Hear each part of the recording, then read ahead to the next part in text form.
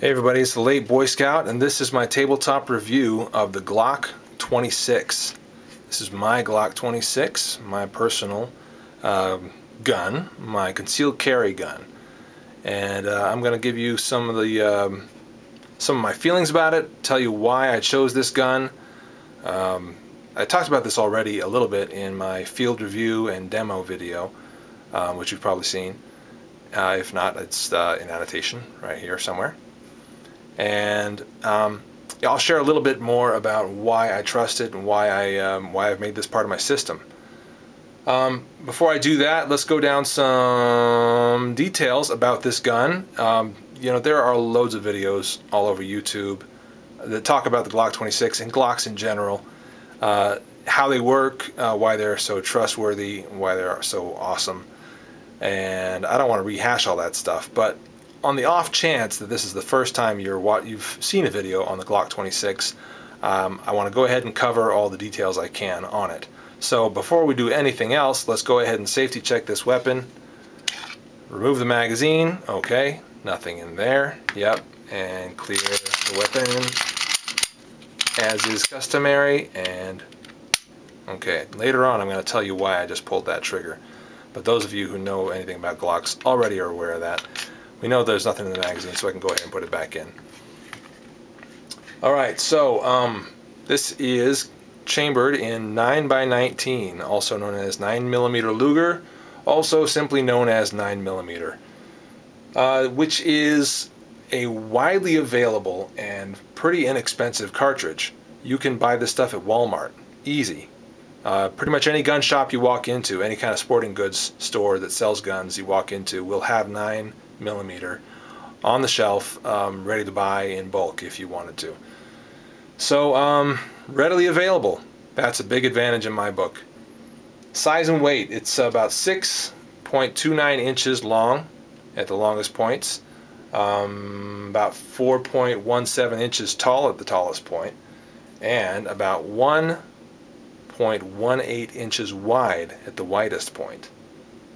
It's also got a barrel length of 3.46 inches, the barrel being like from about here to there, 3.46 inches, so almost 3.5. Unloaded, it weighs 19.75 ounces. And fully loaded, which is the only weight you should be really concerned about, it weighs about 26.1 ounces. 26 ounces. So it's not the lightest of the lightweights, but you could go a lot heavier than this. Capacity of this gun, with the standard magazine, you get 10 rounds in here. What does it say? Yeah, that's what it says. It says 10 right there. This is the standard magazine that comes with it. 10 rounds, not bad. You can also fit pretty much any other 9mm Glock magazine into this same one. It'll stick out the bottom here a little bit. If you get like the magazine for a Glock 19, which holds, what does a Glock 19 hold, 12? No, it holds more than that, 15 I think. I don't know, I don't own one. Anyway, it'll stick out a little bit, and then 17 will stick out a little bit further, and that holds 17 rounds. And then there are also 33 round magazines that will stick out about to there, something like that, but you can fit them in here. So that's pretty cool. Let's talk about the sights. It has rear adjustable sights. You can move these back and forth with like a little hammer and a screwdriver. It's not very easy. These sights, as a matter of fact, are Trijicon night sights that I put on myself. Did kind of a crummy job of it, by the way. You can see some dings here and around there, and maybe the camera won't focus, but trust me, I dinged that thing up getting it in. I probably should have taken it to a pro, but that's just not the way I operate. I don't know why. I just like to do things myself. Sorry guys, I just do. So yeah, you can get night sights on it, which work really well. Sorry I can't turn the lights off and show you right now, but trust me, there are other videos online here on YouTube where you can see those night sights working, and they do. They work very well. Ergonomics of it, okay. It's got a short handle. It's a very short handle. Yeah, my pinky doesn't wrap around the handle at all, as you can see there. It falls right off. Is that okay? I think it's okay. It's okay for my hand. It feels great in my hand. I've gotten very used to it, and I'm totally happy with it. My wife, on the other hand, speaking of hands, on the other hand, is not all that comfortable with it. It's kind of hard for her to get a good solid grip around. What I mean by that is the depth here that you're looking at from here to here is actually kind of deep for a lot of guns. You know, before this one I had another gun, Bersa Thunder 380, which I sold because I just didn't trust it. But it was very comfortable in hand, especially for the lady shooters. It's not that deep this way, and smaller hands can get wrapped around it really easy. But it was not a trustworthy gun, so I sold it and got a trustworthy gun, the Glock. Now, so yeah, this is a little deep, and you're going to have to maybe make some adjustments. What kind of adjustments can you make? I don't know.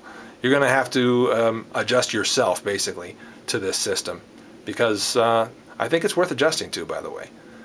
Yeah, let's see here. What else? Sorry, I'm bumping the camera. Yeah, so larger hands. Works best in larger hands. So that's just ergonomics summed up. Otherwise, you know, it feels good. It feels like a gun. What can I say? Function of it. Okay, let's talk about the function of this thing. Yeah, magazine out. Trigger. Safe action trigger. This has got something called the safe action trigger, and I'm going to go ahead and rack that a little bit so I can bring it forward again.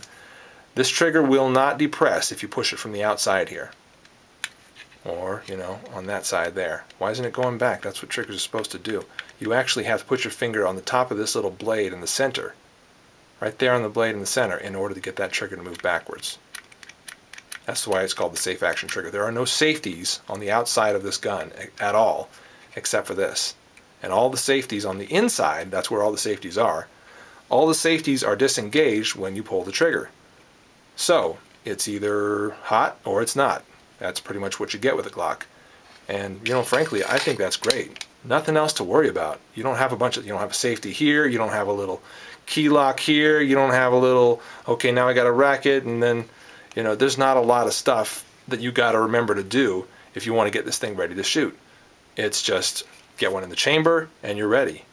Get your finger on the trigger and you are firing. Of course, there's nothing in the chamber here now. One of the neat things about it, though, that trigger, one of the neat things about this trigger is, as you pull it back, I'm going to dry fire it now. This is a safe direction, by the way.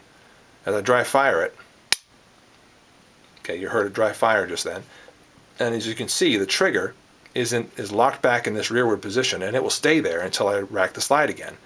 Which, that's a great safety feature in my mind.